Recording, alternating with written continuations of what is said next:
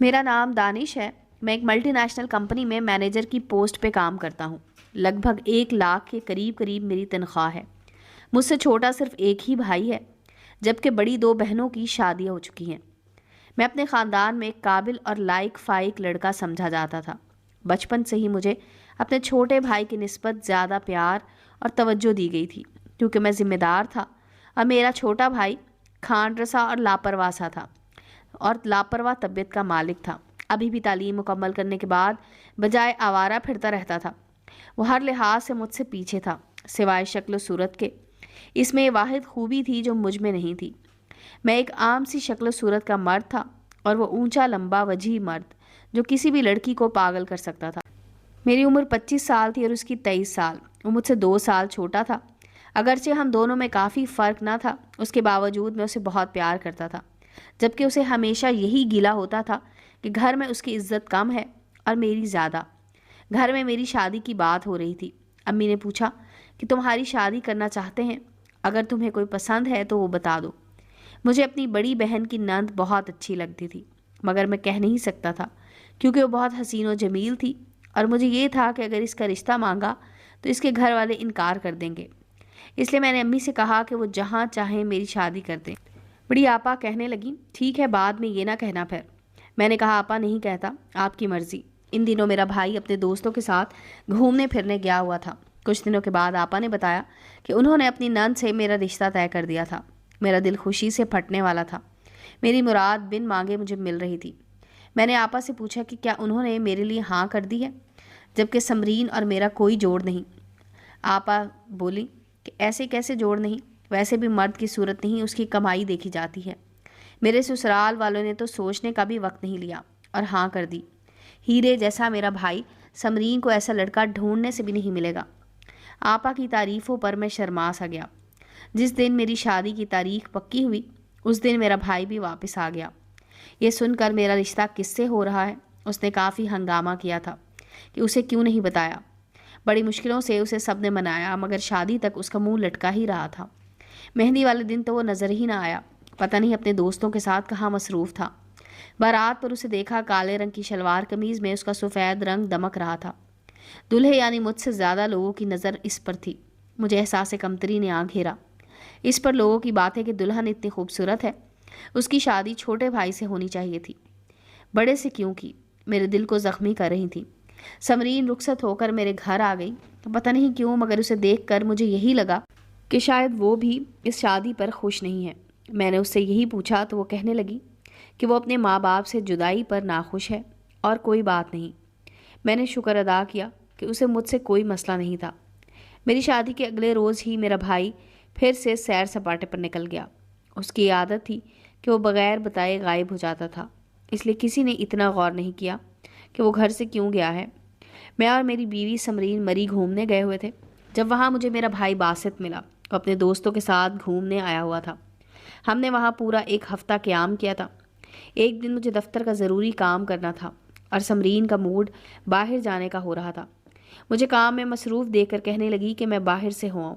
میں نے کہا کہ زیادہ دور نہیں جانا اور بس تھوڑا سا آگے جا کر واپس آ جانا۔ وہ جی اچھا کہتے ہوئے چلی گئی۔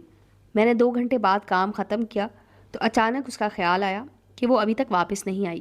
میں پریشان ہوتے ہوئے باہر چلا آیا۔ ابھی میں اس کے پیچھے جانے کا سوچ ہی رہا تھا کہ وہ مجھے باسط کے ساتھ آتی دکھائی دی۔ وہ دونوں ہنستے اور باتیں کرتے ہوئے آ رہے تھے۔ مجھے ہوٹل کے دروازے پر کھڑا دیکھ کر سمرین بولی، آپ کی ڈیوٹی آپ کے بھائی نے پوری کر دی، ابھی مجھے مال روڈ دکھا کر لا رہا ہے۔ میں خوش ہو گیا کہ چلو باسط کا موڈ اچھا ہو گیا، ورنہ میری شادی والے دن سے وہ ناراض سا تھا۔ اتفاق سے ان دنوں مجھے اسلام آباد میں ارجنٹلی 2 میٹنگز میں جانا پڑ گیا۔ اب بیوی کو ساتھ لے جا نہیں سکتا تھا، اس لیے اس کو وہیں مری چھوڑ کر میں 1 دن کے لیے اسلام آباد روانہ ہو گیا۔ میں نے اپنے چھوٹے بھائی کو تاکید کر دی تھی کہ وہ وہیں رہے، بھابھی کے پاس، اور اس کا خیال رکھے۔ 1 دن بعد میں واپس آ گیا تو میرا بھائی جو میری وجہ سے وہاں رکا ہوا تھا چلا گیا۔ پھر اگلے 3 دن ہم دونوں ساتھ میں خوب گھومے پھرے اور بہت مزہ کیا۔ گھر آ کر زندگی ایک نئے سرے سے شروع ہوئی۔ باسط بھی اب زیادہ تر گھر پر پایا جاتا تھا۔ وہ بھابھی بھابھی کرتا اس کے آگے پیچھے پھرتا تھا اور میری بیوی بھی اس کے سارے لاڈ اٹھاتی تھی۔ حالانکہ وہ عمر میں اس سے 2 برس چھوٹی تھی۔ مجھے دیور بھابھی کا یہ ملاپ کچھ خاص پسند نہیں تھا، مگر میں کچھ کہہ کر اپنی حسین و جمیل بیوی کو ناراض نہیں کرنا چاہتا تھا۔ میرے دفتر جانے کے بعد وہ دونوں اکثر سیر سپاٹے پر نکل جاتے۔ میں نے اپنے بھائی کو سرزنش کی تو بجائے شرمندہ ہونے کے وہ ہنس دیا اور کہنے لگا، بھائی آپ مجھے روکنے کی بجائے اپنی بیوی کو کہیں، ان کو گھومنے پھرنے کا بہت شوق ہے اور آپ کو اپنے کاموں سے فرصت نہیں ملتی۔ وہ بھی سچ کہہ رہا تھا۔ ہماری کمپنی ایک نئی برانچ کھول رہی تھی اور مجھے ہی سارے معاملے کو دیکھنا پڑتا تھا، اس لیے میں اس کے جواب پر چپ ہو گیا۔ امی اور بہنوں نے کئی بار دبے لفظوں میں کہا کہ اپنی بیوی کو باسط سے دور رکھو، مگر مجھے لگتا تھا کہ ان کا اتنا احترام والا رشتہ ہے، میں شک کروں گا تو گناہ کروں گا۔ ایک بار میں سمرین کھانا کھانے باہر گئے، وہی اتفاق سے باسط بھی مل گیا، تو ہم نے کہا کہ آ جاؤ ہمارے ساتھ کھانا کھا لو۔ وہ بھی ہماری ٹیبل پر آ گیا۔ کھانا کھانے کے بعد بل دینے لگا۔ بل دے کر ہاتھ دھو کر واپس آیا تو ایک عورت ان دونوں کے پاس کھڑی کہہ رہی تھی کہ ماشاءاللہ تم دونوں کی جوڑی بہت اچھی لگ رہی ہے، یوں لگ رہا ہے جیسے ایک دوسرے کے لیے ہی بنے ہو۔ میرا یہ سن کر خون کھول گیا تھا اور وہ دونوں چپ بیٹھے رہے۔ میں بار بار سوچ رہا تھا کہ سمرین نے اس عورت کو کیوں نہیں بتایا، کیوں نہیں کہا کہ باسط اس کا شوہر نہیں، اس کا دیور ہے۔ کچھ دنوں بعد میری ترقی ہو گئی، میں بہت خوش تھا۔ کمپنی نے مجھے دبئی بھیجنے کا فیصلہ کر لیا تھا۔ میں اور سمرین دبئی آ گئے۔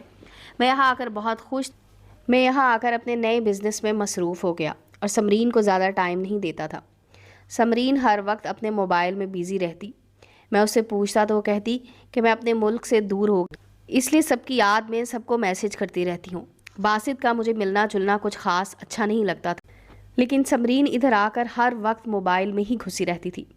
میرے پوچھنے پر آنکھوں میں آنسو لیے کہنے لگی کہ اپنے ملک سے دور یہاں وہ اکیلی ہوتی ہے تو گھر والوں سے بات کرتی رہتی ہے۔ اس کی وضاحت پر میں غمگین ہو گیا۔ میں ہر اتوار کو اسے شاپنگ کرانے لے جاتا تھا۔ وہ ڈھیروں ڈھیر شاپنگ کرتی تھی اور میں اس کی خوشی میں خوش ہوتا رہتا تھا۔ کچھ عرصہ ہی سکون سے گزرا تھا کہ باسط بھی ہمارے پیچھے یہاں دبئی تک آ گیا۔ کہنے لگا کہ کام کی تلاش میں یہاں آیا ہوں۔ میں خوش ہوا کہ میرا بھائی اپنی زندگی کو لے کر سنجیدہ تو ہوا۔ امی سے بات ہوئی تو امی نے کہا کہ ہم نے باسط کا رشتہ طے کر دیا ہے، تم بس اس کا دھیان رکھنا کہ وہاں دل لگا کر کام کرے۔ میں خوش تھا کہ اب وہ میری بیوی کا پیچھا چھوڑ دے گا۔ میں یہ سمجھتا تھا کہ میری بیوی بہت معصوم ہے، میرا بھائی ہی اسے جان بوجھ کر مجھ سے دور کرتا ہے۔ اگلے دن میں گھر واپس جلدی آیا تو سمرین کمرے میں نہیں تھی۔ مجھے کچن سے اس کے بولنے کی آواز آئی۔ وہ کسی سے فون پر کہہ رہی تھی کہ تم نے اچھا نہیں کیا، چپکے سے رشتہ پکا کروا لیا اور مجھے خبر تک نہ ہونے دی۔ میں ناراض ہوں تم سے۔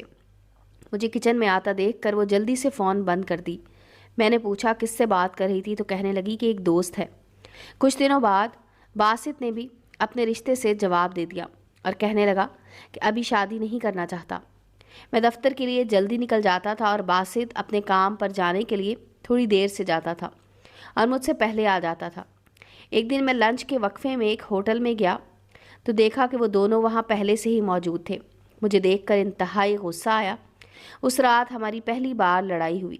میں نے اسے باسط سے دور رہنے کا کہا اور باسط کو بھی سمجھایا کہ یہ تمہاری بھابھی ہے، اسے وہی سمجھو تو بہتر ہے۔ سمرین نے مجھ سے معافی مانگی اور کہا کہ وہ کسی غلط ارادے سے باسط کے ساتھ نہیں گئی تھی۔ مجھے اس پر یقین تھا، اس لیے میں نے اسے معاف کر دیا اور باسط کو پاکستان واپس بھیج دیا۔ کچھ دنوں بعد میرے اور سمرین میں تعلقات ٹھیک ہو گئے۔ انہی دنوں ہمارے گھر میں چوری ہوئی اور جتنی بھی نقدی تھی اور سمرین کا زیور تھا وہ سب چور لے گئے۔ میں نے پولیس میں رپورٹ کروانے کا کہا مگر سمرین نے منع کر دیا۔ باسط کے جانے کے بعد سے اس کی سرگرمیاں مجھے بہت مشکوک لگنے لگی تھی، مگر میں نظر انداز کر دیتا تھا کیونکہ میں اپنا گھر خراب نہیں کرنا چاہتا تھا۔ ایک رات میں سویا ہوا تھا کہ اچانک آنکھ کھل گئی۔ پتہ نہیں آنکھ کیسے کھل گئی کیونکہ میں بہت گہری نیند سوتا تھا۔ میں نے دیکھا کہ سمرین کمرے میں نہیں تھی۔ باتھ روم سے اس کی ہلکی ہلکی آواز آ رہی تھی۔ میں نے کان لگا کر سنا، وہ کہہ رہی تھی کہ میں نے دانش کو نیند کی دوا دے دی ہے، وہ سو رہا ہے، تو مجھ سے بے فکری سے باتیں کرو۔ میں حیران تھا کہ باسط تو یہاں نہیں، پھر وہ کس سے باتیں کر رہی ہے؟ شاید اللہ نے مجھے اس کی اصلیت دکھانی تھی، اسی لیے آدھی رات کو جگا دیا۔ میں نے اس پر نظر رکھنی شروع کر دی۔ وہ میرے گھر سے نکلتے ہی کہیں چلی جاتی تھی، لیکن ایک دن میں نے اس کا پیچھا کرنے کا فیصلہ کیا۔ دفتر جانے کا کہہ کر میں گھر سے باہر آ کر چھپ گیا۔ 1 گھنٹے بعد وہ گھر سے نکلی دکھائی دی۔ میں اس کے پیچھے پیچھے چلنے لگا۔ وہ ایک بلڈنگ میں داخل ہوئی میں حیران تھا کہ وہ یہاں کس سے ملنے آئی ہے۔ چوتھی منزل کے ایک فلیٹ میں تالا کھول کر وہ داخل ہو گئی۔ میں وہیں کھڑا سوچتا رہا کہ اندر کیسے جاؤں۔ میں واپس گھر آ گیا۔ شام کو جب وہ کچن میں کھانا بنا رہی تھی تو میں نے چپکے سے اس کے بیگ سے چابی نکال لی۔ اگلے دن میں نے دوبارہ اس کا پیچھا کیا۔ اس نے دروازہ کھولنے کے لیے اپنے پرس سے چابی نکالنا چاہی، مگر چابی نہ ملی تو اس نے دروازہ کھٹکھٹایا۔ میں چونکہ ایک طرف تھا اس لیے دیکھ نہ سکا کہ کس نے دروازہ کھولا۔ کچھ دیر بعد میں بھی چابی سے لاک کھول کر اندر چلا آیا۔ ایک کمرے سے سمرین کے بولنے کی آواز آئی کہ پتہ نہیں کب اس آدمی سے میری جان چھٹے گی۔ تم آج رات گھر آنا، ہم دونوں مل کر اس کا کام تمام کر دیں گے۔ زیور اور نقدی تو تمہارے پاس ہے، ہماری زندگی گزر جائے گی، ہماری زندگی اچھی گزر جائے گی۔ یہ سب سن کر میرے پیر تلے سے زمین نکل گئی۔ وہ کسی اور کے ساتھ چکر چلا رہی تھی اور مجھے دھوکہ دے رہی تھی۔ کمرہ بند تھا، ورنہ میں دیکھنا چاہتا تھا کہ وہ کس کے ساتھ بات کر رہی ہے۔ میں وہیں سے واپس اپنے دفتر چلا گیا۔ رات کو اس نے مجھے کھانا دیا۔ مجھے معلوم تھا کہ کھانے میں نیند کی گولیاں ہیں۔ میں نے اسے کچن میں چائے بنانے کو بھیج دیا اور کھانا شاپر میں ڈال کر بیڈ کے نیچے چھپا دیا اور خالی برتن اسے دیے کہ میں نے کھانا کھا لیا ہے۔ اس کو دکھانے کے لیے میں نے ظاہر کیا کہ میں سو گیا ہوں۔ آدھی رات کو ایک نقاب پوش آدمی ہمارے کمرے میں داخل ہوا۔ میری بیوی آہستگی سے اٹھی اور اس کو اشارہ کیا۔ اس آدمی نے میرے منہ پر تکیہ رکھ کر مجھے مارنے کی کوشش کی، مگر اس وقت کمرے کا دروازہ کھلا اور پولیس کے 2 بندے اندر آئے، جن کو میں پہلے ہی سب بتا کر اپنے گھر بلا چکا تھا۔ انہوں نے اس بندے کو قابو کر کے اس کے چہرے سے نقاب ہٹایا تو میرے جسم سے جیسے جان ہی نکل گئی۔ وہ میرا چھوٹا بھائی باسط تھا۔ میں شاکڈ رہ گیا کہ ایک بھائی ایک عورت کے پیچھے دوسرے بھائی کی جان لینے پر تل گیا تھا۔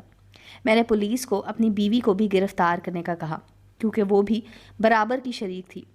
بعد میں تفتیش ہوئی تو اس نے بتایا کہ وہ اور باسط میری شادی سے پہلے ہی ایک دوسرے کو پسند کرتے تھے، مگر اس کے گھر والوں نے زبردستی اس کی شادی مجھ سے کروا دی۔ اس لیے اس نے باسط کے ساتھ مل کر یہ پلان بنایا تھا۔ باسط پاکستان واپس نہیں گیا تھا، بلکہ یہیں تھا اور میری بیوی سے رابطے میں تھا۔ ان دونوں نے سوچا تھا کہ میرے مرنے کے بعد وہ شادی کر لیں گے تاکہ کسی کو شک نہ ہو۔ مجھے یقین ہی نہیں ہو رہا تھا کہ باسط میری نفرت میں اتنا آگے بڑھ جائے گا کہ میری جان لینے کی کوشش کرے گا۔ میرے سگے بھائی اور میری بیوی نے مجھے اتنا بڑا دھوکہ دیا تھا کہ میں سوچ بھی نہیں سکتا تھا۔ امید ہے دوستو اسٹوری اچھی لگی ہوگی۔ چینل کو لائک اور سبسکرائب کریں اور بیل آئیکن کا بٹن دبانا مت بھولیں تاکہ ہر نئے آنے والی اسٹوری کا نوٹیفیکیشن آپ کو مل سکے۔ ملتے ہیں اگلی اسٹوری کے ساتھ۔